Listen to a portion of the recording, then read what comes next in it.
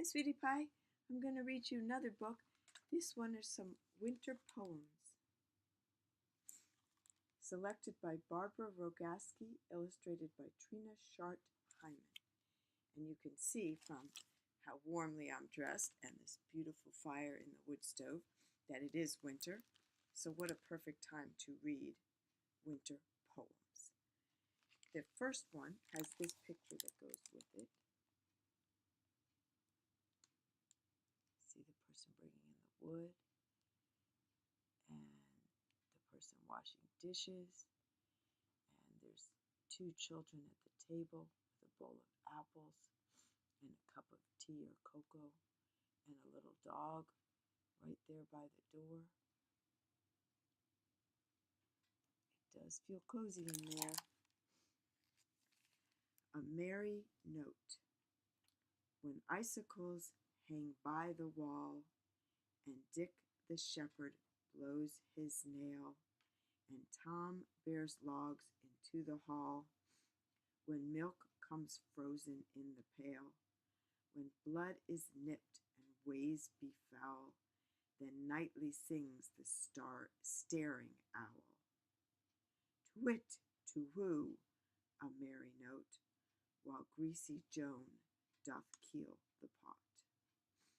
When all aloud the wind doth blow, and coughing drowns the parson's saw, and birds sit brooding in the snow, and Marion's nose looks red and raw. When roasted crabs hiss in the bowl, then nightly sings the staring owl, to wit, to woo, a merry note, while greasy Joan doth keel the pot. I have a few words to look up there. Oh, by the way, that was William Shakespeare. I'm going to look up keel the pot because I don't know what that means. So let me see if we can look it up right now. Launchpad, dictionary, keel.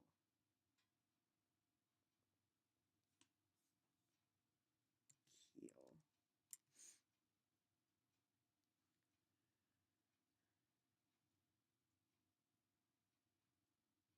Well,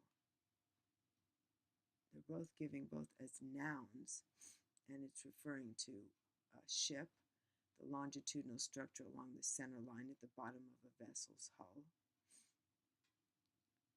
or a flat-bottomed freight boat. They don't seem to have the verb definition. Alas. Let's see what the other one I was going to look. Wait a second, what was the other one? I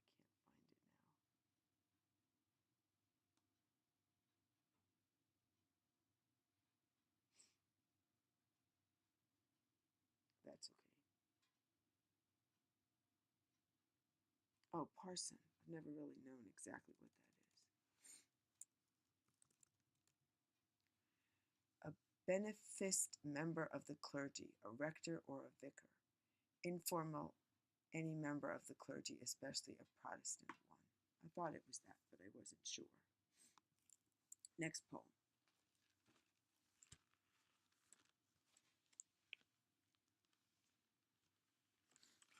Another lovely winter picture.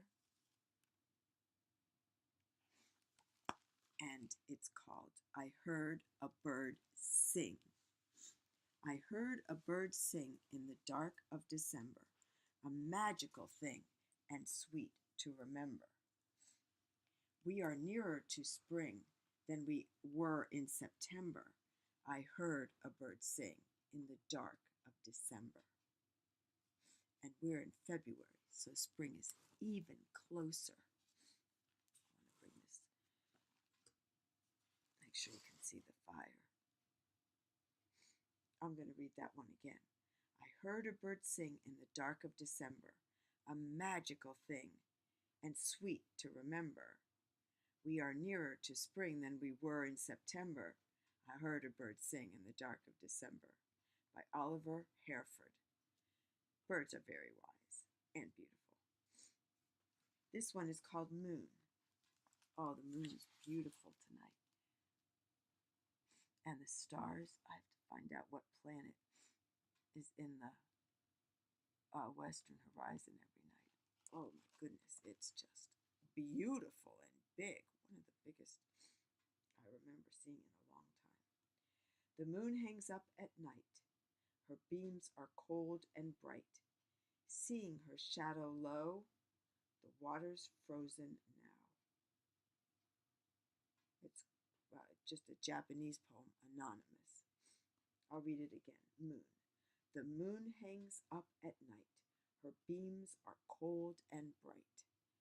Seeing her shadow low, the water's frozen now. Okay, let's read another one.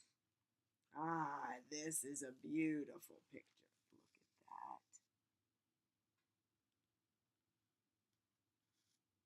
Nice to be in a barn with a big bushel of apples and a cat that's under the shelter and looking out over the farmland and fields and mountains in the distance. And the firewood right here inside so it won't get wet, so it'll burn better. And that big, big barrel of firewood. That's a good feeling because you know you're going to be warm for a long time, like right here. See the sparks flying? Like fireworks. Oregon winter. The rains begin. This is no summer rain, dropping the blotches of wet on the dusty road. This rain is slow, without thunder or hurry. There is plenty of time. There will be months of rain. Lost in the hills, the old gray farmhouses hump their backs against it, and smoke from their chimneys struggles through weighted air. The sky is sodden with water. It sags against the hills, and the wild geese, wedge flying, brush the heaviest cloud with their wings. The farmers move unhurried. The wood is in, the hay has long been in, the barn lofts piled up to the high windows, dripping yellow straws. There will be plenty of time now, time that will smell of fires and drying leather and catalogs and apple cores.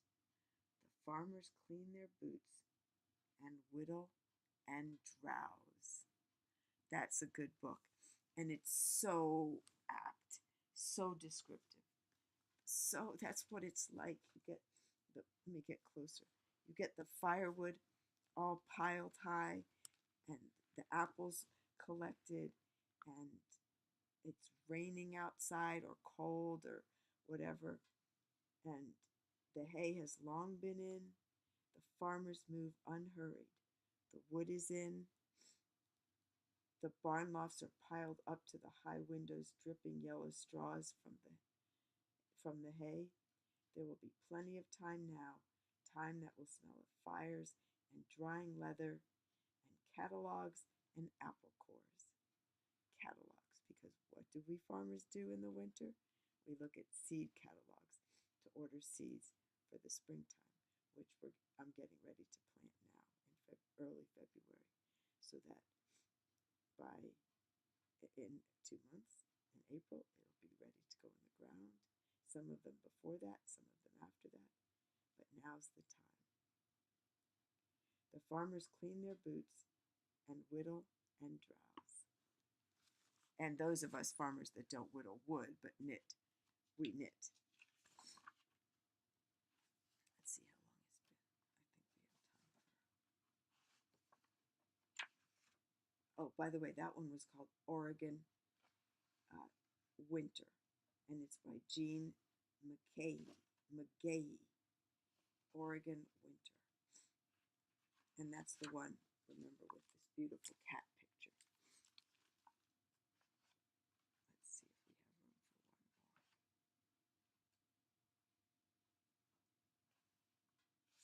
more. Snow toward evening. We may get snow Thursday night. Suddenly the sky turned gray. The day, which had been bitter and chill, grew soft and still. Quietly from some invisible blossoming tree, Millions of petals, cool and white, drifted and blew, lifted and flew, fell with the falling night. This is by Melville Kane. It's a beautiful picture and a beautiful poem, which I will read again. Snow toward evening. Suddenly the sky turned gray. The day, which had been bitter and chill, grew soft and still. Quietly, from some invisible blossoming tree, millions of petals, cool and white, drifted and blew, lifted and flew, fell with the falling night. By Melville Kane.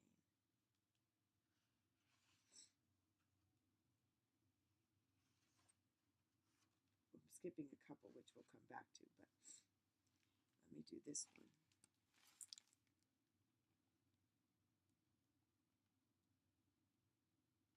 I love being inside and looking out on cold days, or any day for that matter.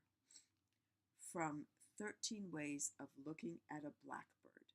That's the name of this segment of poem. Among 20 snowy mountains, the only moving thing was the eye of the blackbird.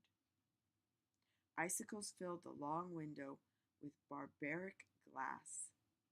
The shadow of the blackbird crossed it to and fro. It was evening all afternoon. It was snowing, and it was going to snow. The blackbird sat in the cedar limbs. By Wallace Stevens. This is the picture, and you see the blackbird in the white sort of frosty shadow. This isn't my favorite poem. It's too weird. I don't like weird so much. I know he's making a point. It was evening all afternoon. It was snowing. And I know that feeling where it's sort of dark, like evening, but it's daytime. And it was going to snow. It was snowing. And it was going to snow. It's going to get a lot of snow. And it's a feeling of, I guess, the continuity of it. Okay, that was a good bunch of poems from this wonderful book, Winter Poems. I love you, sweetie pie. Stay warm.